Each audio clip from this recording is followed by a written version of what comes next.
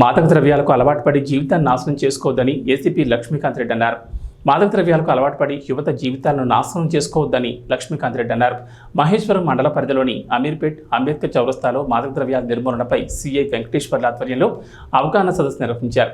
ఈ సందర్భంగా ఏసీపీ లక్ష్మీకాంత్ రెడ్డి మాట్లాడుతూ యువత డ్రగ్స్కు అలవాటు పడి మత్తులు సమాజంలో ఎన్నో సంఘ విద్రోహ చర్యలకు పాల్పడుతున్నారని, తల్లిదండ్రులు ఆహార్నిశలు ఎంతో కష్టపడి తన పిల్లల భవిష్యత్తు బాగుండాలని చదివిస్తుంటే యువత మాత్రం డ్రగ్స్ మత్తులో జీవితాన్ని నాశనం చేసుకుంటున్నారని ఆవేదన వ్యక్తం చేశారు. డ్రగ్స్ మత్తులో వ్యసనాలకు జలసాలకు అలవాటు పడి డ్రగ్స్ విక్రయాలకు పాల్పడుతున్నారని, అటువంటి వారిపై కఠిన చర్యలు తీసుకుంటామని హెచ్చరించారు. సిఐ వెంకటేశ్వర్లు మాట్లాడుతూ మాదక ద్రవ్యాల రవాణాపై పోలీస్ వ్యవస్థ అప్రమత్తంగా ఉందని, మాదక ద్రవ్యాలు అక్రమ రవాణాపై సమాచారం ఉంటే పోలీస్ శాఖకు తెలియజేయాలని, కఠిన చర్యలు తీసుకుంటామని అన్నారు. ఈ కార్యక్రమంలో CI Venkateswarlu, SI Madhusudan, police సిబ్బంది, అమీర్పేట్ గ్రామ పెద్దలు, యువకులు భారీగా పాల్గొన్నారు.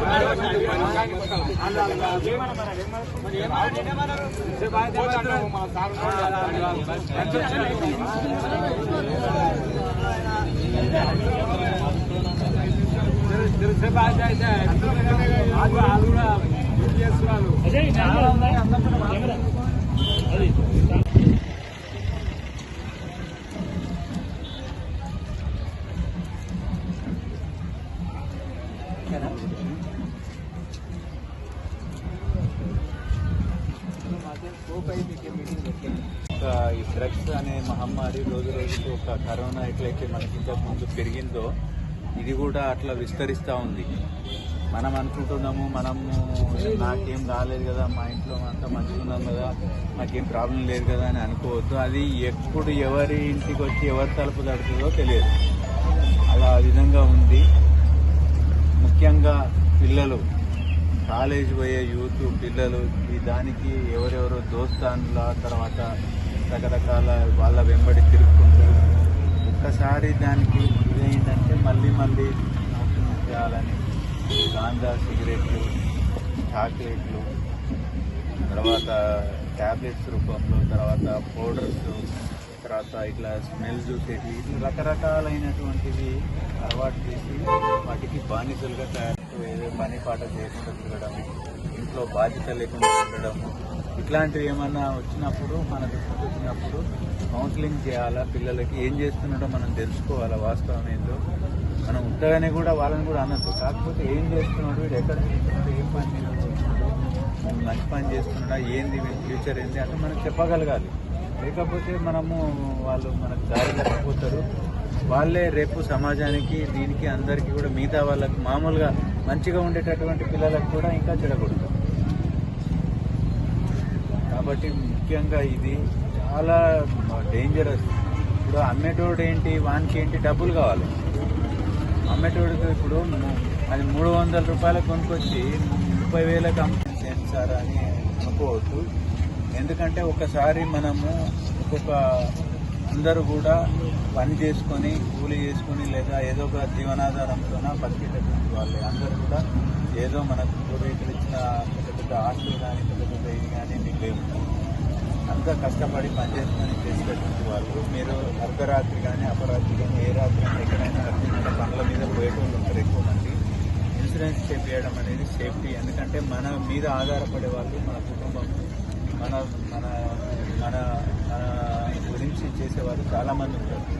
వాళ్ళకు ఏదైనా అకస్మాత్తుగా ఎవరైనా ఏదానికన్నా ఇన్సిడెంట్ అనుకోకుండా, మొన్న ఒక ఆయన బోనాలకని వచ్చిండు, ఇక్కడ ఎస్ఆర్ నగర్ నుంచి వచ్చిండు ఇక్కడికి, మన ఏరియాకి, ఇండియాలో విదేశం అనుకుంటా వచ్చి అతను ఏదో నడుచుకుంటూ వెళ్తుంటే ఏదో కార్ వేసి గుద్దేసి వెళ్ళిపోయింది.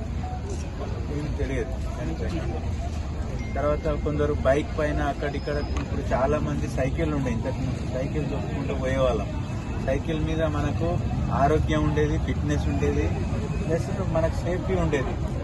కొంచెం స్లోగా పోతున్నామేమో కానీ సేఫ్టీగా ఉండేది. కానీ ఇప్పుడు సైకిల్ మోటార్ వచ్చింది, సరే టెక్నాలజీ వచ్చింది, మనకు కూడా అభివృద్ధి వచ్చింది, వాడాలి. కానీ యంత్రమే కదా అది. మనం దాన్ని ఎట్లా ఉపయోగించుకుంటే అట్లా ఉంటుంది. దాని మీద పిల్లలు స్టంట్లు చేయడం కానీ, లేకపోతే రేస్ చేయడం కానీ, లేకపోతే హెల్మెట్ లేకుండా తిరగడం కానీ, అట్లాంటివి చేసినప్పుడు ఏమైపోతుంది, టచ్లో వేయడం పడిపోతే తలకు ముందు హెడ్ ఇంపార్టెంట్. బాడీలో అన్ని అవయవాల కన్నా కూడా ఏంటి, తల అనేది చాలా ఇంపార్టెంట్. తలకు ఎక్కడ చిన్న గాయమైనా లోపల బ్లడ్ క్లాట్ అయిపోతుంది. బ్లడ్ క్లాట్ అయ్యి మెదడుకు రక్త సరఫరా తగ్గిపోయే వరకు గుండెకు ఆక్సిజన్ అనేది మెదడు యొక్క దీంతోనే మిగతా అన్ని పనిచేస్తూ ఉంటాయి బాడీలో పార్ట్స్ అని. ఆ ఇంటర్నల్ అనేది దెబ్బతినిపోయి కొలాప్స్ కావడం అవుతుంది. కాబట్టి హెల్మెట్ ఎందుకు ప్రధానం? మన కాలుకు చేయి దెబ్బ తగిలినా కూడా మనం సర్వైవ్ కావచ్చు, బతకొచ్చు. కానీ హెడ్ ఇంజురీ అయితే మాత్రం చాలా ఖర్చు అవుతుంది. బాధపడిన మనిషికి సరైనటువంటి మానసిక స్థితి ఉండదు. కాబట్టి ఆ కుటుంబం చాలా బాధపడాల్సి వస్తుంది. అందుకని ఇన్సూరెన్స్ అనేది ఉంటే అట్లీస్ట్ మనకి గవర్నమెంట్ ఇన్సూరెన్స్ ద్వారా వస్తే దాని మీద ఫిక్స్డ్ డిపాజిట్ చేసి, లేదంటే చిన్నపిల్లలు ఉంటే వాళ్ళ చదువుల కన్నా ఈ విధంగా పనికొస్తూ ఉంటాయి. మనకు పెద్ద ఖర్చు ఏం కాదు. వెహికల్ కొన్నంత మాత్రం వెహికల్ కొంటాం, దాన్ని రేస్ చేసి చేయించుకోవడం. కార్లు ఉంటాయి, కార్ కూడా ఇన్సూరెన్స్ చేపిస్తూ ఉంటాం. వేరే వాళ్ళకి ఏదైనా జరిగినప్పుడు మనం వాళ్ళకి ఉపయోగపడుతుంది. అది కంపల్సరీ చేయించుకోండి. అది భారం అని అనుకోవచ్చు. ఒకసారి పెడితే ఒక 1 year వరకు వస్తుంది. అదొకటి. హెల్మెట్ కూడా ఒకసారి ఉంటే మనకు అదేమి మాటికి వాడేది కాదు, తగిలించుకుంటాం. అవసరం ఉన్నప్పుడు లేకపోతే లేదు. అది ఆ రెండు ఖచ్చితంగా పాటించండి. ఇంకొకటి మన యాక్చువల్గా సీసీ కెమెరాలు చాలా మంది మోసం చేసే అవకాశం ఉంటుంది. మీకు చాలా మందికి ఒక లింక్ పంపిస్తున్నారు. ఈ లింక్ పంపడము, లేదా దీంట్లో పెట్టుబడి పెట్టండి, లేదా 10 రెట్లు పెరిగితే లాభాలు వస్తాయని చెప్పి మోసం చేసే అవకాశం చాలా మంది ఉంటుంది. వీటిని కూడా నమ్మొద్దు. ఆ గేమ్స్ ఆడే దాంట్లో పిల్లలు ఫోన్లు ఇచ్చినా కూడా మీరు ఫోన్ పిల్లలు ఏదో చూస్తారు కదా అని ఇస్తే వాడు గేమ్స్ ఆడుతూ ఆ గేమ్స్లలో కూడా డబ్బులు పెట్టి పోగొట్టిన వాళ్ళు చాలా మంది పిల్లలు చేసినందువల్ల వాళ్ళు పెద్దలు వాళ్ళ తర్వాత ఈ బెట్టింగ్ గిట్టింగ్ ఆడుతూ జరిగేటప్పుడు వాటిలో కూడా చాలా మంది పోగొట్టుకుంటారు.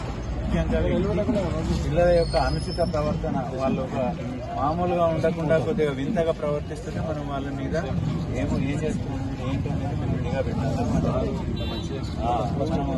మనం బాగుపరచాలి. లేకపోతే ఏమవుతుందంటే మనకు ఒక చిన్న తప్పు మనం సరిగ్గా చూడకపోవడం వల్ల వాడు మనకు మొత్తం భారం అయిపోతుంది. మనకే కాకుండా సమాజానికే భారంగా తయారైంది. సీసీ కెమెరాలు ఎక్కడ? మహేశ్వరం నుంచి శ్రీశైలం పోయే హైవేలో నేదునూరు దాటిన తర్వాత ఒక టర్నింగ్ ఉంటుంది. అక్కడ మన ఎక్కడి నుంచి మాదాపూర్ నుంచి హైటెక్ సిటీ నుంచి ఒక 6 మంది పోరగాళ్ళు, అంటే 6 మంది బైక్ల మీద ఒక 10-12 మంది శ్రీశైలంకి పోయేదానికి అందరు బైక్ల పైన వెళ్తా ఉన్నారు. తెల్లవారుజామున 4:30-5 ప్రాంతంలో ఒక పాల వ్యాను, ఒక బొలెరో వెహికల్ వచ్చేసి కొట్టేసింది. ఇద్దరు బైక్ పైన ఉన్న వాళ్ళకి ఇద్దరికి తగిలింది. ఇద్దరు స్పాట్ లో చనిపోయారు. మన మహేశ్వరం హాస్పిటల్ తీసుకొచ్చే వరకు చనిపోయారు ఇద్దరు కూడా. ఎందుకు పోరాళ్ళు అయితే ఆ నైట్ లో ఎవరు లేరు. ఆ వెనుకొచ్చేటోడు కూడా అక్కడ ఓడి ఇక్కడ ఓడి ఉన్నాడు. ఎవడు కూడా సడన్ గా దాని నంబర్ చూడలేదు, ఏం చూడలేదు, ఏది తెలియదు. దాన్ని ఏం చేసినాము, అక్కడ రోడ్డు పైన ఉండేటటువంటి మొత్తం దాదాపు 50-60 కెమెరాలన్నీ చెక్ చేసి మా వాళ్ళు ఒక 2 రోజులు కష్టపడి దాన్ని అట్లాంటి వెహికల్స్ ఆ టైంలో ఏ పోయినాయని 2-3 వెహికల్స్ నంబర్లు తీశారు. నంబర్లు తీసి వాళ్ళని పట్టుకొచ్చి ఎంక్వైరీ చేస్తే అందులో ఒక వెహికల్ వాళ్ళు ఒప్పుకున్నారు. ఒప్పుకోవడం వల్ల దానికి ఇన్సూరెన్స్ ఉంటే ఇప్పుడు అది దాన్ని కేసులో పెట్టి చేయడం వల్ల ఆ ఇద్దరు పిల్లల కుటుంబాలకి ఏదైనా సేఫ్ కొంచెం మనం ప్రాణం అయితే తిరిగి తీసుకురాలేం కానీ కొద్దిగా బెనిఫిట్ అవుతుంది. అంటే కెమెరా ఎట్లా ఉపయోగపడుతుంది? మనిషి అన్నా కొద్దిసేపు ఏడన్నా ఇప్పుడు ఈడ ఒక మనిషిని వాచ్మెన్ పెట్టామనుకోండి, 10 నిమిషాలు కూర్చొని సిగరెట్ తాగడానికి, లేకపోతే బీడి తాగడానికి, లేకపోతే వాష్రూమ్ కనేటో బయటకు వెళ్తాడు. కానీ కెమెరా అట్లనే చూసుకుంటాడు. దానికి నో రెస్ట్ అంటే కరెంటు పోయి ఏదైనా ఉంటే తప్ప లేకపోతే నడుస్తూనే ఉంటుంది. 24 గంటలు దాన్ని పనిచేస్తూనే ఉంటుంది. అది రికార్డ్ అయితేనే ఉంటుంది. మనకు ఎనీ టైం మనకే కాకపోయినా దూరంలో ఇక్కడ ఏదైనా చేసి ఇచ్చినా ఇక్కడ పడ్డప్పుడు మనం ఇది ఉపయోగపడినట్టు మనకు ఆ విధంగా ఉపయోగపడుతుంది. దొంగతనాలు చేసి పారిపోయే వాళ్ళకి కానీ వాడు దొంగతనం చేసి ఈడ ముసుగేసుకొని మనకు చేయొచ్చు. కానీ కొంత దూరం తర్వాత ముసుగు తీసేస్తాడు. ఈడ కాకపోతే నెక్స్ట్ వచ్చే కెమెరాలో దొరుకుతాడు. మనం చాలా ఖర్చు పెడుతున్నాం రోజు. మీకు తెలుసు ఏమిటికేమిటి ఖర్చు పెడుతున్నాం అనేది. జనరల్ గా మనం రోజు ఖర్చు పెట్టట్లో తర్వాత ఊర్లలో మానసికంగా ఏమైపోతారంటే ఏం పని చేస్తున్నాడో ఏం చేస్తున్నాడో అర్థం కాదు. మొన్న బాలాపూర్ ఏరియాలో ఒక మర్డర్ జరిగింది. పేపర్లో కూడా ఒక బీటెక్ చదివే పిల్లగాన్ని వాడు 2nd year చదువుతుంటే అన్ని ఇదే టైంలో ఒక పాన్ షాప్ దగ్గర వచ్చి మర్డర్ చేసి మన దోస్తులు వీళ్ళంతా కూడా ఈ గాంజాయి సంబంధించి యూత్లో ఎవరు ఏ నేరం చేస్తున్నారు ఏంటి అనేది కూడా తెలియదు. వీటి బారిన పడకుండా ఉండాలంటే ఫస్ట్ వాళ్ళ ప్రవర్తన, పిల్లల ప్రవర్తన చూసుకోవాలి. ముఖ్యంగా కాలేజ్ పోయే పిల్లలు కానీ, ఇంటర్మీడియట్ చదివేటోళ్ళు కానీ, లేదంటే బీటెక్ చదివేటోళ్ళు కానీ ఒక స్థాయి దాటి వచ్చిందంటే వాడికి తెలుస్తుంది, ఎవరికి వాడికి నేనేం చేయాలా, నా కుటుంబ పరిస్థితి ఏంటి, నేనేం పని చేస్తే నా కుటుంబము ఇంకా మంచిగా స్థాయిలో ఉంటుంది, నేనేం జాబ్ చేయాలా, ఎట్లా చేయాలనేది ఒక ఏజ్కి వచ్చినాక ఆలోచన వస్తుంది, వాడంతటా వాడు. కానీ అప్పటి వరకు మనం కాపాడాలి. ఆ స్టేజ్ వాడికి ఆ మైండ్ వచ్చే వరకు మనము అన్ని ఎలాంటి దాంట్లో కూడా ఇన్వాల్వ్ కాకుండా, దాంట్లో వచ్చి కాకుండా, అర్ధరాత్రులు లేటుగా రావడం, ఎవరన్నా రాత్రులు పోతే రాత్రి అంతా పోయి ఎక్కడనో పడుకోవడం, ఇంటికి రాకపోతే వాడు ఏం చేస్తాడు, తక్కువ రేట్లో ఇది చేస్తూ ఉంటాడు. మొన్న ఒకరిని 40 కిలోలు పట్టుకొని అరెస్ట్ చేసినాము మన మాహేశ్వరం పిఎస్లోనే.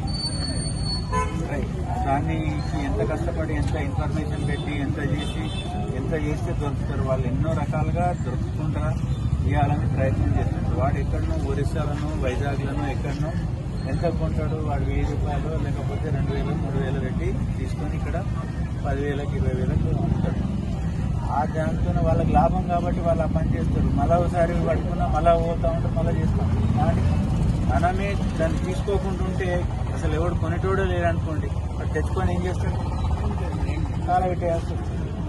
కాబట్టి మనము మన ఇంట్లో వాళ్ళు, మన పిల్లలు, మన గ్రామంలో ఇంకా ఎక్కడన్నా ఇట్లా ఏదైనా ఒక అవాంఛనీయమైన ప్రవర్తన కలిగి ఉన్న వాళ్ళు ఎట్లన్నా ఏమైనా కొంచెం ఇన్ఫర్మేషన్ ఉన్నప్పుడు చెప్పాలి.